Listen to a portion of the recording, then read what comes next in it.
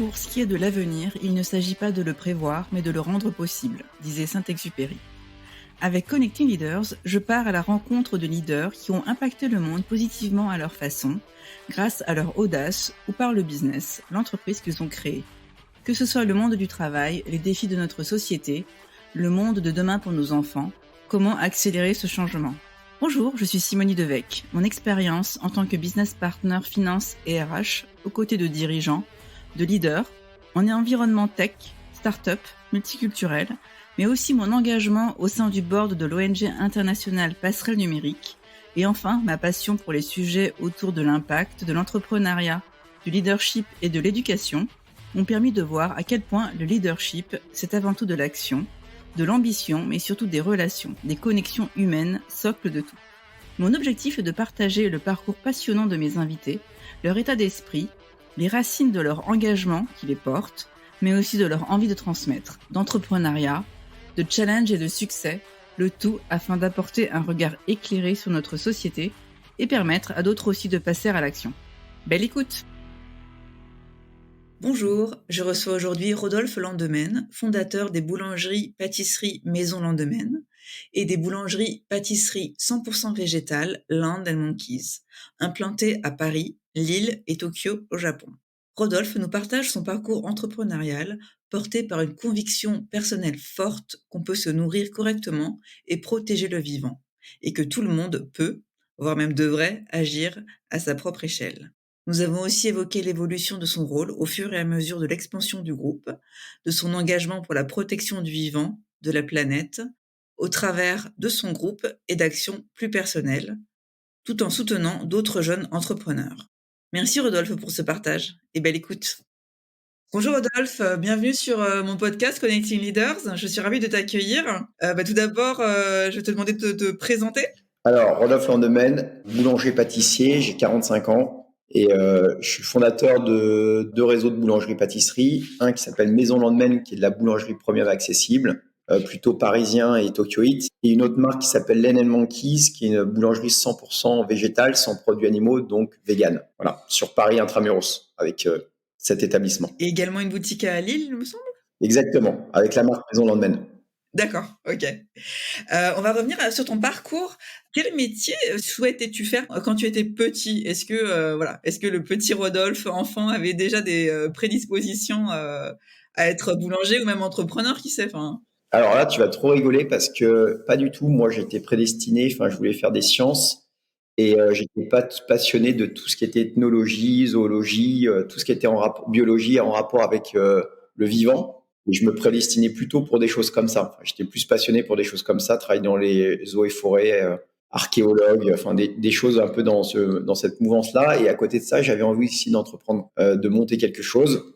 Et j'étais tiraillé entre monter une entreprise et ma passion qui allait plus vers l'étude du vivant. D'accord, ok. Et donc, comment est venue l'envie justement de... Comment c'est venu? Il faut faire des choix. À la fin, je m'ennuyais un peu sur les bancs d'école et je me suis dit, tiens, je vais apprendre un bon métier manuel et ouvrir un business. Ça se fait comme ça. D'accord. Est-ce que tu avais un entourage familial qui cuisinait beaucoup? Est-ce que tu étais un peu dans la cuisine? Non, c'est ça qui est bizarre, c'est que j'avais pas du tout un entourage familial qui était proche de l'entrepreneuriat, même plutôt très éloigné, et pas du tout un terreau familial proche de tout ce qui était milieu gastronomique non plus. Donc moi, je suis un ovni dans la famille, quoi. Et donc voilà, donc ça s'est fait. Tu sais, moi, je pense que parfois il y a un peu de hasard. Des fois, tu te fais guider par un petit peu des choses qui arrivent dans ta vie, qui te font bifurquer. Et à un moment, il y a eu cette réflexion de se dire, tiens, autour de quoi je pourrais entreprendre. C'est comme ça que je suis venu à ce métier-là, en me disant, tiens, boulanger, on aura toujours besoin de manger du pain. J'ai creusé un peu le sujet et j'ai vu que c'était des secteurs qui étaient assez porteurs, où il y avait pas mal à l'époque de choses à faire, peu disruptés en fait, assez tradis dans la vision du métier. Et puis, je me suis lancé dans ce métier-là chez les compagnons. Tu sais, le principe, c'est de tourner un an par ville avec l'objectif d'apprendre bien mon métier, d'ouvrir un commerce et de le développer. Mais tu avais pas une vision du boulanger qui était quand même... Enfin, c'est un métier quand même difficile, le fait de travailler, enfin, les horaires, ce genre de choses. C'était pas quelque chose... Non, ça me faisait pas peur parce que je viens de l'Ouest en Normandie où c'est des régions traditionnellement assez courageuses, des régions où il y a encore une affinité pour le travail manuel, le travail des champs, des choses comme ça. Donc le fait de travailler en soi me faisait pas trop peur. D'accord. Oui, c'était limite la «norme» entre guillemets, un peu. Ouais, ouais, ouais. Après, c'est vrai qu'il faut une bonne condition physique pour ces métiers-là. Le rythme, et cetera, enfin, tu vois, travailler la nuit, ce genre de choses, c'est pas Ouais, ouais, c'est vrai, mais en fait, je pense que dans tous les métiers, il y a des choses dures, des choses un peu plus faciles. Et en soi, ça me posait pas trop de problèmes. D'autant plus que si tu te prédestines à l'entrepreneuriat, tu as conscience de pas vouloir le faire non plus toute ta vie et que c'est juste un passage obligatoire. Après, c'est des super années, j'ai pris beaucoup de plaisir. Et voilà, il y a d'autres difficultés dans des métiers qui semblent moins compliqués, mais qui par ailleurs, des fois, le sont vraiment aussi, quoi. Donc, voilà, il y a une dimension physique qui est indéniable. Point, c'est tout. et donc tu deviens végétarien? Ouais. Ouais. Vers quel âge? En fait, j'ai grandi dans une famille, on était végétariens à la maison. Mes parents étaient pour le coup assez précurseurs sur cette vision autour de l'éthique animale. Et donc vers l'âge de 8-9 ans, mes parents ont adopté un régime végétarien. Et donc à la maison, on avait un régime végétarien. Donc pas de viande et pas de poisson. Il y avait des œufs, du fromage et des yaourts, je me souviens.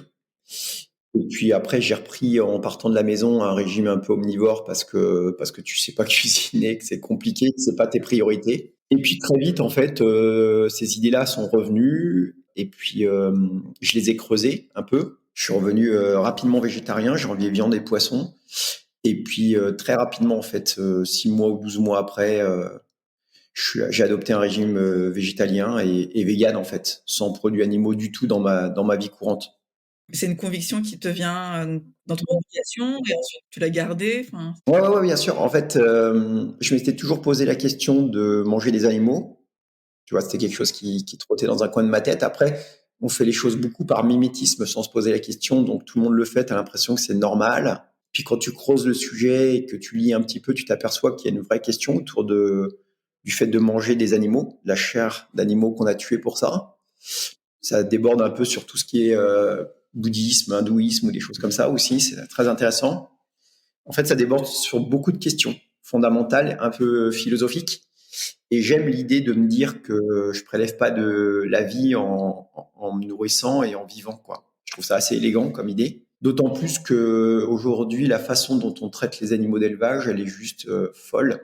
On est loin de la ferme bucolique de nos grands-parents avec un circuit fermé et une certaine éthique vis-à-vis de la condition animale où il y avait juste la mise à mort qui était un petit peu dure, mais le reste, l'animal avait une vie avant de mourir. Aujourd'hui, on est dans des grandes fermes concentrationnaires où l'animal n'a même plus de vie avant de mourir, où sa date de mise à mort est déjà écrite. Et ça, je voulais pas cautionner ça et je voulais pas en faire partie. Donc, je suis très heureux. C'est une décision que je trouve très belle et dont je suis fier, en fait, d'avoir pris cette décision, qui à l'époque, en fait, était un peu saugrenue. Hein, le fait d'être vegan dans les années 4, il y a une 10-15 d'années, c'était quand même, t'étais un ovni, quoi, quand même. Après, je suis convaincu que tout le monde ira dans cette direction, plus ou moins vite, et que c'est le sens de l'histoire. et donc, on va revenir sur la création de Maison Lendemain. À la base, tu voulais créer tu avais déjà une vision, tu voulais déjà créer, pas un empire, mais, Oui, c'est ça. Non, mais je voulais vraiment créer une belle entreprise, en fait. Dès le début, je voulais pas m'arrêter à un commerce. Je voulais faire croître une entreprise. Et donc, j'avais pas de chiffres clés en tête en termes d'individus, de nombre d'emplacements ou de chiffre d'affaires. Mais j'avais l'idée de faire croître l'entreprise. Ça, c'est sûr et certain. Après, moi, j'ai appris beaucoup tout sur le tas, puisque j'ai pas de diplôme pratiquement, hein. Donc, j'ai tout appris sur le tas. Donc, j'ai dû me former et c'est en pédalant qu'on apprend à faire du vélo. Moi, c'est en entreprenant que j'ai appris à entreprendre. Donc, c'était un chemin de croix. C'est pas facile. T'apprends beaucoup de choses sur toi, sur qui tu es, tu vois, sur ta personnalité. Mais c'est vrai que j'avais l'envie de construire une entreprise, une vraie entreprise. et pas qu'un commerce, Exactement. boulangerie entre guillemets, enfin. Ouais, c'est ça. Tu t'es bien entouré? Comment tu as fait pour apprendre sur des sujets que tu connaissais pas forcément, Bah, ça, c'est la vraie question, en fait. C'est à partir de quand tu recrutes les profils dont tu as besoin. En fait, maintenant, l'entrepreneuriat, il est vachement structuré. Les jeunes, ils sont hyper au fait de la façon dont on structure une boîte, de quel profil tu as besoin, tout ça. Ça l'était un peu moins il y a 10-15 ans, quand même, je trouve. Maintenant, c'est assez clair. En fait, tu as une espèce de roadmap sur la façon dont tu dois recruter les mecs et quel profil et à quel moment. Enfin, ils sont vraiment forts, hein, là, maintenant, les jeunes. Mais maintenant, en fait, tout le monde veut entreprendre. Alors que moi, il y a 15 ans, personne ne voulait entreprendre. Tu disais que je veux être boss, les mecs, ils te regardaient avec des yeux de merlan frit. Quand tu avais un beau parcours universitaire, tu allais dans les gros groupes avec des gros packages. Et aujourd'hui, si à Paris, t'as pas monté une boîte, t'es un con, quoi. C'est presque ça. Il y a toujours un phénomène de mimétisme qui est assez incroyable, quoi. Si t'es pas entrepreneur, aujourd'hui, t'as presque raté ta vie, quoi. Bon, bref. Alors que bon, je pense vraiment que c'est un profil de personne et que tout le monde ne peut pas être entrepreneur. Donc oui, tu te poses les questions de quand tu fais rentrer. Il y a des choses qui arrivent un peu par hasard où tu fais des rencontres et puis tu onboardes des gens qui collent à la boîte et dont tu as besoin à l'instant T. C'est toujours l'éternel problème de comment tu t'y prends pour trouver les profils dont tu as besoin. Du coup, est-ce qu'au début, justement, tu as réfléchi sur les valeurs que tu voulais, les personnes Pas trop, c'était plus où tu sens que la personne elle colle avec la boîte, quoi. C'est plus de cette façon-là. Mais ce qui est important, c'est de bien savoir, enfin prioriser tes besoins dans la boîte et de décider la façon, je te l'ai dit, que tu décides de les onboarder. Est-ce que c'est un prorata du chiffre d'affaires? Est-ce que quand tu as un super profil, tu décides de faire un effort parce que tu veux pas le laisser passer? Chacun a sa vision, quoi. Et même quand on parle avec plusieurs entrepreneurs, chacun a sa vision de la façon de faire. Donc, il y a pas une marque de fabrique immuable. Chacun le fait à sa façon il y en a, par exemple, qui vont recruter toutes les fonctions support et qui vont pousser très vite, très fort. Et puis, il y en a d'autres qui vont onboarder les fonctions support au fil de la croissance de l'entreprise, suivant les besoins qu'a l'entreprise. Au fur et à mesure de la croissance de l'entreprise, d'embaucher, de trouver les profils qui manquaient maintenant à la nouvelle taille de la boîte. Et donc aujourd'hui, donc ton rôle a beaucoup évolué. C'est la bonne question parce que c'est vraiment ça. C'est quel est ton rôle en tant que fondateur dans la boîte à chaque moment. C'est-à-dire au début quand on était 7, tu vois, t'as pas le même rôle. Aujourd'hui on est 500.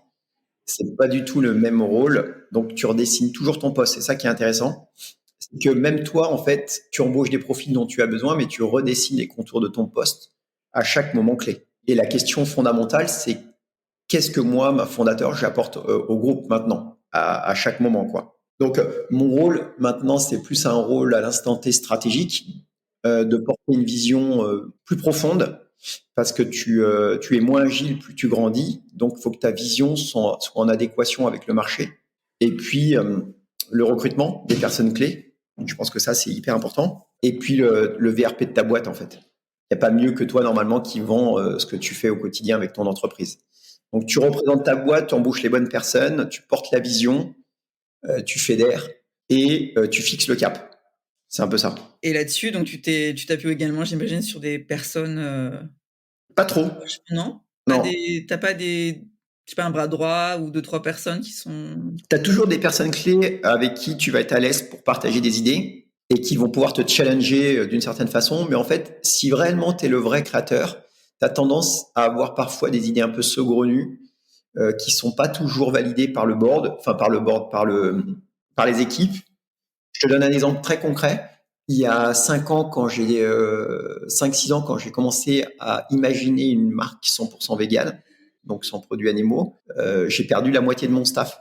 Soit parce qu'ils sont partis, soit parce que je les ai virés, parce qu'ils collaient plus à ce que je voulais porter comme valeur dans la boîte, à faire naître une autre entreprise, une autre marque avec, avec des nouvelles idées aussi disruptives que le véganisme. Et donc, c'était compliqué, tu vois. Donc, oui, si les gens sont plus alignés, ouais, tu peux avoir des idées qui sont un peu faux-folles, qui sont pas toujours comprises par ton entourage, mais auxquelles toi tu crois très profondément. Donc, quand tu portes ce genre d'idées, c'est pas toutes les semaines, hein, tu as besoin de t'entourer de personnes qui y croient fortes et qui poussent avec toi et qui y croient. Donc, c'est ça la vraie vision. Donc, sur la vraie vision, pour moi, c'est ça.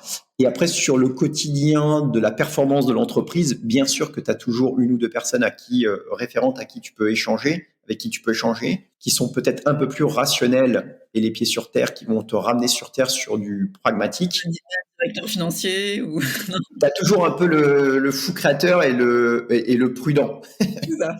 Mais, non, mais je pense que l'entrepreneur, c'est quelqu'un de prudent aussi. Enfin, je pense ça, j'en suis sûr. Il est très, très prudent. On croit qu'il est fou, mais en fait, non, il est très prudent. Donc voilà, c'est un peu comme ça que tu imagines les choses. Quand j'ai créé aussi, quand je suis parti sur cette idée de créer la startup, c'est pareil. Tu sais, j'ai monté une startup qui s'appelle Yumgo. pareil, c'est un exemple typique de la façon dont tu peux avoir une idée un peu saugrenue au départ, de la mettre en application et qui est pas forcément toujours bien comprise par ton entourage quand les marques et les entreprises que tu as créées avant fonctionnent très bien. On a tendance à vouloir se focaliser sur le développement unique de ces boîtes-là et de surtout pas toucher de près ou de loin. Donc voilà, c'est ça pour moi le rôle du visionnaire. Ouais. Et donc Yumgo, tu peux nous en parler un peu? En fait, quand on a travaillé sur Land Monkey, ce qui a été hyper intéressant, c'est qu'on a vite découvert qu'il existait peu de solutions pour solutionner les œufs dans les recettes, sucrées ou salées d'ailleurs, et que on avait plein de solutions en végétal qui existaient pour la matière grasse, pour les gélifiants, pour les laits, pour les crèmes, mais peu pour les œufs.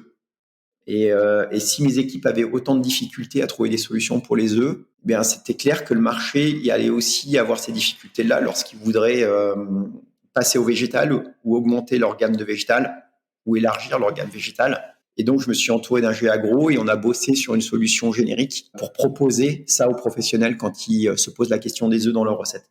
Et donc on a travaillé autour de protéines dans le monde végétal qui remplissent les mêmes fonctions, qui se rapprochent des fonctions des œufs. D'accord. Donc c'est uniquement c'est du B2B, c'est que pour les professionnels. C'est ça. Donc on a réuni une petite équipe, on a levé un petit peu de fonds, on est une dizaine de personnes. D'ailleurs là je suis dans les bureaux du Vous avez levé avec des business angels ou Ouais, des DA et puis un petit peu de banque. On a réuni maintenant une dizaine de personnes et on commercialise le produit depuis une petite année. Et maintenant on accompagne les entreprises, l'industrie, les gens qui veulent végétaliser, qui se posent les mêmes questions qu'on s'est posées il y a quelques années. Bah, nous, on les accompagne, au-delà d'être un vendeur d'ingrédients, on les accompagne même sur la façon de repenser en fait une recette végétale.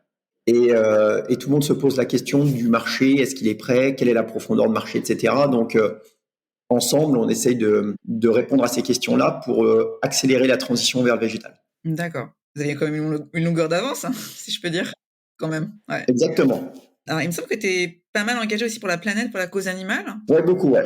Tu peux nous parler un peu de tes actions? Bah déjà, à titre personnel, puisque je suis vegan, et donc à titre personnel, à titre d'entrepreneur, via les diverses initiatives que j'initie, qui pour moi, en toile de fond, en fait, militent pour le bien-être animal. Évangéliser d'une certaine façon, je mets des guillemets, mais accélérer la transition vers le végétal, c'est diminuer le nombre d'animaux qu'on tue pour l'alimentation. Donc c'est un effet positif direct. Plus des personnes mangent végétarien ou végétalien, moins d'animaux sont tués dans les abattoirs. Et moins l'impact est grand, puisqu'on sait que la food, c'est pratique. Enfin, c'est le levier le plus fort en termes d'impact individuel sur ce qu'on peut faire à titre individuel pour diminuer son empreinte. Donc, en gros, l'assiette, c'est pratiquement la moitié de ce que peut faire un citoyen pour diminuer son empreinte carbone d'une part, mais aussi son empreinte écologique. Donc, militer pour une transition vers le végétal, c'est pas que une démarche autour de l'éthique animale, des animaux d'élevage, je parle, mais aussi des animaux sauvages, puisque c'est beaucoup moins de terres arables à cultiver pour nourrir autant de personnes. Il y a des calculs qui ont été faits qui montrent que si l'humanité devenait végane, on rendrait l'équivalent de l'Afrique à la nature, en surface, de terres qu'on n'aurait pas besoin de cultiver, puisque c'est un facteur 1 à 10 à peu près entre une personne végétalienne et une personne omnivore. Pour le dire autrement, il faut 10 fois moins de surface pour nourrir une personne qui est végane qu'une personne qui est omnivore. Nourrir des animaux, il faut beaucoup de place, beaucoup de végétaux, beaucoup de fourrage et donc beaucoup d'eau. Donc, militer pour une transition végétale, c'est aussi militer pour diminuer l'empreinte écologique de l'humanité, ce dont on parle continuellement aujourd'hui dans les médias mainstream depuis peu. Donc, c'est pas qu'un combat autour de l'éthique vis-à-vis des animaux d'élevage, c'est un combat autour des animaux sauvages aussi, pour leur laisser de la place pour vivre, tout simplement.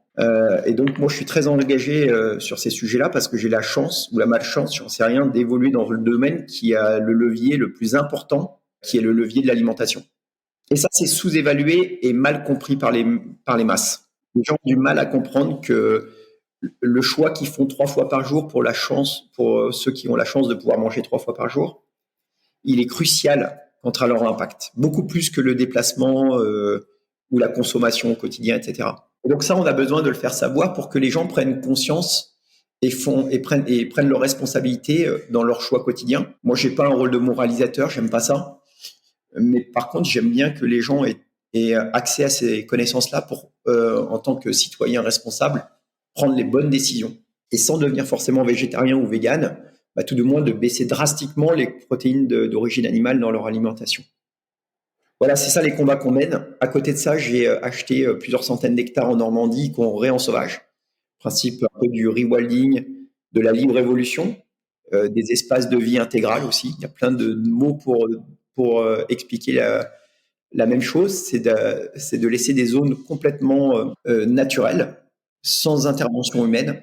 Donc, il faut savoir, par exemple, que pour un pays comme la France, il y a seulement 1% des zones dites intégrales de renaturalité, de rewilding. Donc, c'est peu. 99% de toute la surface française, elle est d'une façon ou d'une autre organisée par l'homme, où il y a une activité humaine dessus, que ce soit du pastoralisme, de la sylviculture, de la chasse, de la pêche, peu importe. Donc tout ça, c'est un tout. Tu as pu en trouver facilement en Normandie, donc ces terrains. Non, c'était pas si simple, mais parce que c'est difficile l'accès au foncier aujourd'hui, et puis les idées qu'on porte sont tellement disruptives, un peu saugrenues, qu'elles pourraient parfois être mal comprises. Pourquoi on n'utilise pas ces 200 hectares-là? Pourquoi?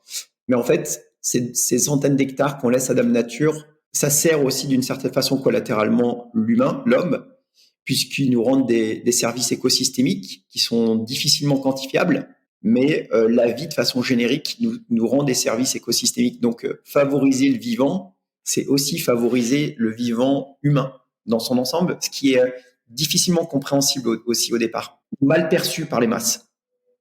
Donc ces poches de vie, c'est pas des poches de vie contre l'humain, c'est des poches de vie aussi qui servent l'humain en finalité. Et puis ça serait trop triste d'avoir une planète sans vie en fait. Et c'est ce qui est en train de se passer. Donc en fait, tout ça, c'est à la croisée des chemins entre l'entrepreneuriat qui sert le bien commun. C'est comment tes entreprises, en fait, elles aggradent les choses plutôt que dégrader les choses. Si on revient à l'envie que tu avais d'entreprendre, est-ce que justement tu t'étais dit aussi, voilà, en devenant entrepreneur, en créant un empire, j'aurais cet impact-là, j'aurais ma casquette d'entrepreneur. Ouais. Je m'étais dit que sans argent et sans pouvoir ou sans argent, les deux vont ensemble d'ailleurs, tu fais pas grand-chose et tu as un peu plus d'impact quand tu as un peu de moyens financiers, un peu pignon sur rue pour porter tes idées. Si aujourd'hui on se parle, aujourd'hui c'est parce que j'ai fait ça. Aujourd'hui on m'invite à venir faire des confs, des tables rondes et apporter ses idées. C'est parce que j'ai la caution de ce que j'ai fait avec Maison Landmen, avec mes entreprises. Donc en fait ça me donne une tribune pour avoir pas le droit mais la possibilité de partager des idées. Et ça c'est important. Donc en fait je maximise mon impact. Et c'était la vision que j'avais, c'était de maximiser mon impact. Tu vois, de te dire, suffit pas, c'est super de pouvoir manifester. Il n'y a pas de petits efforts, mais en fait, tu peux accroître ton impact positivement en ayant soit de l'argent, soit du pouvoir, soit des entreprises qui te donnent des tribunes, mais en fait d'autres vecteurs qui permettent de maximiser. Donc oui, j'avais ces idées-là, ouais. On va parler un peu du Japon. Ouais.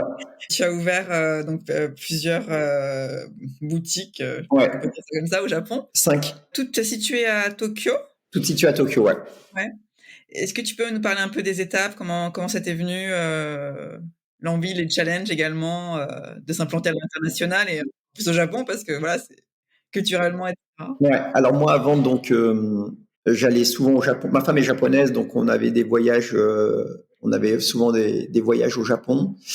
Et puis, il y a eu des opportunités. On a monté d'abord une école il y a une dizaine d'années qui a très bien fonctionné. Une école de boulangerie-pâtisserie pour les amateurs, pas pour les professionnels qui souhaitaient apprendre le pain français. On a eu une opportunité au départ de notre propriétaire qui a possédé plusieurs buildings, qui adorait la marque, qui nous a proposé gentiment de pouvoir monter une boulangerie dans son bas d'immeuble qui a très bien fonctionné. Et puis, suite à ça, on a développé l'entreprise gentiment, sans trop forcer par rapport à la France, pour monter à 5 établissements aujourd'hui sur le Japon. Et vos boutiques, vous n'êtes pas dans des corner shops comme dans les grands magasins. Je me souviens, il y a pas mal d'enseignes aussi dans les grands magasins. On est dans des shopping malls parce que tu sais, les Japonais aiment beaucoup faire leurs courses dans des grands shopping malls. Donc Isetan, par exemple, qui est le shopping mall le plus classe, on est dedans, on a un magasin dedans. Et après aussi des bas d'immeubles classiques comme à Paris en pied d'immeuble, avec des magasins indépendants. Donc, c'est un mix de ça. Donc voilà, donc on a ouvert plusieurs magasins. C'est une opportunité qui nous a fait mettre un pied au Japon avec d'abord une école et ensuite le développement, mais pas hyper soutenu, de plusieurs magasins Tokyo Heat. D'accord. Et ça se passe bien, enfin Ça se passe super bien. On est en train de voir pour peut-être développer plus fortement la marque là-bas, en se mariant avec un gros groupe qui aime. Voilà, donc on est en égo pour éventuellement développer une marque. Japonais dans la food. Exactement. Ils sont passionnés de nourriture, ils sont passionnés de gastronomie. Après, c'est un vrai challenge d'entreprendre au Japon parce que c'est un pays difficile. Le consommateur est compliqué, plus difficile que le consommateur français, mais par contre, c'est un pays dans lequel on ressort avec beaucoup de choses, après avoir appris beaucoup de choses, parce que il nous force à être très bon. Il nous force à aller dans le moindre détail. Donc c'est très intéressant après parce qu'on rapporte en France des bonnes pratiques. Et pour tout ce qui est justement interculturel, comment est-ce que c'était peut-être plus ton épouse qui... Ouais, mais moi je suis passionné par la mélange des cultures j'adore ça. Enfin, je suis je suis très passionné par toutes ces cultures du monde entier. Je trouve ça assez fascinant. Et toutes, il n'y en a pas une qui me séduit plus que d'autres. Après, peut-être le Japon où franchement j'ai une affinité très forte avec ce pays, ouais, que je trouve incroyable. C'est une énigme en fait, le Japon. Tu peux y aller 200 fois, tu comprendras jamais le Japon. C'est ça qui est fou. C'est un pays incompréhensible, c'est rempli de paradoxes. Et vraiment tout et son contraire. Avec une jolie culture, mais une folie aussi, Tokyo Heat à côté de ça. Beaucoup de tradition et beaucoup de modernisme. Vous avez tenté de vous étendre peut-être à Kyoto ou Osaka ou d'autres... Ouais, c'est prévu. On regarde ces choses-là, c'est prévu. Après, j'ai plus poussé sur Paris-Île-de-France parce que ça reste la France parce que ça reste quand même le pays du pain et c'est bien plus facile d'entreprendre en bas de chez toi qu'à 10 000 km. D'autant plus que moi, maintenant, j'ai arrêté de prendre l'avion, donc c'est ma femme qui va là-bas. Donc les business internationaux, j'ai revu ma copie là-dessus parce que je veux plus prendre l'avion. Je suis un peu un ayatollah moi. Enfin, je crois que c'est un peu l'ancien monde aussi tout ça. Bon, ma femme, elle y va aussi pour des raisons personnelles, donc c'est pas la même chose. Mais ouais, mais déjà en France, il y a plein de choses à faire, quoi, tu vois. À Paris, c'est incroyable la qualité des boulangeries depuis quelques années. Les gens, ils sont super heureux. Enfin, les Parisiens, ils ont vraiment de la chance. C'est vraiment très qualitatif. Ouais, non, tout à fait, ouais. Non, j'ai pu goûter un de tes pains, c'était vraiment super bon. Ouais, et puis plein de nouvelles marques qui naissent. Moi, je leur tire mon chapeau là avec des profils très disparates qui arrivent sur le marché de la boulangerie avec des idées un peu nouvelles et ça fait du bien, quoi. Ça dépoussière. Ouais. Puis des jeunes aussi, hein, quand même. Beaucoup. Ouais. Beaucoup. Les 25-30, là, il y a plein de projets qui naissent et ils le font bien, quoi. Ça plaît. Et du coup, ils viennent te voir pour te demander des conseils. Comme le vieux, tu sais, chanteur qui chante avec la nouvelle génération, tu vois. Ouais. Donc, ouais, non, mais ça me fait plaisir. Moi, Du coup, tu as aussi une casquette de mentor. ouais, beaucoup, beaucoup. Et puis des fois, je les aide un peu financièrement ou je les aide en conseil. Enfin, T'investis un peu, non? C'est pas quelque chose. ouais, moi, j'investis en tant que BA dans pas mal d'entreprises aussi, quand c'est des projets qui sont en lien avec mes idées. Mais voilà, donc ouais, puis ça me fait plaisir parce que je trouve que ça dépoussière la boulange. Ils ont plein de belles idées et que la boulange parisienne, elle est vraiment sexy, quoi. C'est très, très bien. Alors, tu parles beaucoup de Paris. Tu as ouvert une boutique à Lille. Pourquoi Lille? Parce que c'est la proximité. On voulait aller faire un move en province pour aller tester un petit peu nos produits, ce qu'on savait faire, etc. Donc, ça faisait longtemps que ça me trottait dans la tête d'aller faire une expérience province. Parce que si tu veux, Paris, ça concentre tellement toute la richesse de la France qu'on a tendance à circonscrire le développement d'une entreprise de retail à Paris-Île-de-France. Et surtout, nous, on a besoin de piloter les hommes au plus près pour les petits détails. C'est quand même ça, on transforme la matière première. Donc, dès qu'il y a une notion géographique, ça devient plus complexe dans le quotidien à faire fonctionner correctement. C'est plein de petits détails. Donc, c'était un petit défi qu'on s'était fixé. On a été à Lille, on regardait d'autres villes. Là, on va aller à Bordeaux avec Land Monkeys, normalement, en 2023. Il y a des belles villes de province qui sont super intéressantes. Mais encore une fois, à opérer dès qu'il y a la notion de distance. Je dis ça alors qu'il y a des boutiques au Japon. Mais avec les Japonais, c'est un peu plus facile. De Paris, Paris-Bordeaux en train, c'est voilà. Ouais, c'est 2 heures. Paris-Tokyo, c'est 20 heures de porte à porte. Donc voilà, c'est vraiment un défi personnel d'aller voir ce qui se passe dans ces. Alors plus, tu vois, on va plus y aller pour Land Monkeys, qui est un peu singulier, dans lequel on apporte un complément à l'offre qui existe sur place. Alors que pour Maison Landman, honnêtement, en province, maintenant, il y a plein de bons acteurs qui ont développé des réseaux qui tournent sérieux. Alors qu'avec Land Monkeys, on va apporter beaucoup de singularité et une offre, complémenter l'offre. Donc Bordeaux, est-ce qu'il y a d'autres villes en prévision? Je sais pas, Ouais. moi, Mais Marseille. Bordeaux, c'est concret, c'est pour ça que je t'en parle. Mais il y a d'autres villes qui sont dans le pipe. Mais Bordeaux, il y a de fortes probabilités pour qu'on ouvre courant 2023. Génial. Est-ce qu'il y a d'autres prochaines grandes étapes pour Maison Landman que tu peux révéler, évidemment, ou Land Monkey? Pour Maison Landman, on va continuer à croître en rachetant des fonds de commerce comme on l'a fait, avec la même stratégie d'acquisition et de transformation sous l'enseigne de ce qui a fait la réussite jusqu'à maintenant, la même méthodologie. On veut doubler de taille sous les 5 ans. Et pour Land Monkeys, c'est une stratégie complètement différente puisqu'on se développe en master franchise, en franchise. Et là, on regarde plutôt toute l'Europe et le monde, la province. Comme je te le disais tout à l'heure, en fait, on apporte vraiment quelque chose de singulier. On est convaincu qu'en fait, il va y avoir un virage vers le végétal qui va s'accélérer dans les années qui viennent, que les gens le veuillent ou non, de toute manière. Et puis, on a fait un énorme travail de recherche et développement avec des produits qui restent super gourmands. Donc voilà, donc ça, on a envie de trouver des partenaires. On cherche, on va faire le salon de la franchise là en mars 2023. On va chercher des partenaires qui sont sensibles aux idées qu'on porte, qui est se restaurer sans souffrance animale, bien sûr, mais tout en faisant des produits bons et gourmands, quoi. Donc, et on sait qu'il y a des gens qui seront sensibles à ces idées-là. Ça l'est déjà parce qu'on a beaucoup de demandes entrantes. Donc voilà, 2 stratégies différentes. Génial. Ok, bah écoute, dernière question, j'aime bien demander à mes invités quels sont leurs drivers. Qu'est-ce qui te fait lever le matin, Rodolphe? Là, c'est super intéressant parce que c'est super important. Je pense que si j'avais pas l'impression de faire des choses au-delà de l'enrichissement, parce que c'est plus un sujet qui m'anime comme au départ. Je pense qu'au départ, quand tu te lances, tu as envie de réussir financièrement. Ça, c'est un des drivers, tu vois.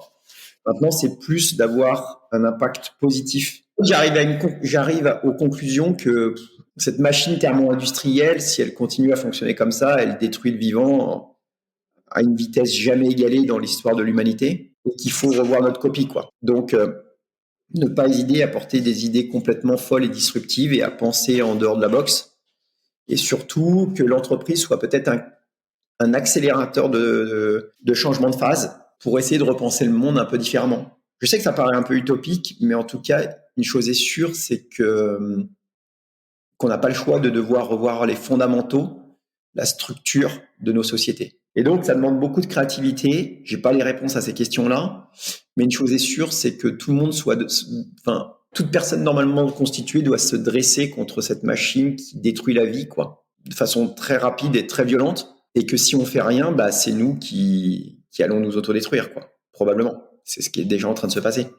Et donc, me lever le matin en me disant que ce que je fais, c'est cool et que j'essaye à mon niveau, d'apporter ma petite brique pour essayer de rendre le monde un peu meilleur, ça me fait plaisir, ouais. Je trouve ça cool. Donc tu as écrit aussi des livres, j'ai vu? Ouais, moi, je deviens un petit peu cette figure du chef qui porte des idées un peu qui étaient un peu mal comprises il y a une dizaine d'années, qui le sont beaucoup plus maintenant, parce que pour te le dire concrètement, j'échange énormément avec les industriels, le board, le COMEX des industriels qui s'intéressent à ces sujets de fond, et je vais être ambassadeur de grosses marques, donc il y a un vrai virage qui se fait, et ça me fait super plaisir, mais essayer de transmettre son métier, mais de le faire. En fait, je renie pas mon métier, c'est ça que je veux dire. J'essaye de faire rentrer la boulangerie dans le XXIe siècle avec des fondamentaux qui ont évolué, qui sont plus les mêmes.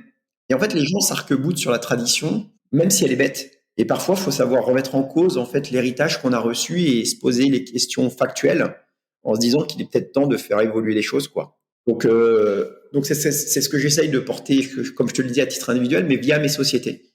Et d'être intègre dans la démarche, tu vois, d'aller jusqu'au bout des choses.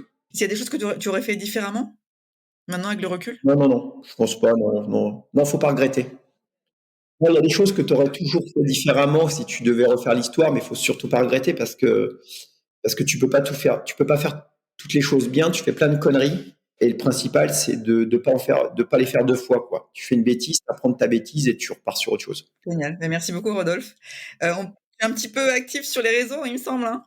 Sur LinkedIn, sur Instagram. Ouais, un peu trop. Il faudrait que je passe le métier de temps en temps. Je suis arrivé à un stade où j'ai pas le choix que d'être totalement dédié à ces causes-là.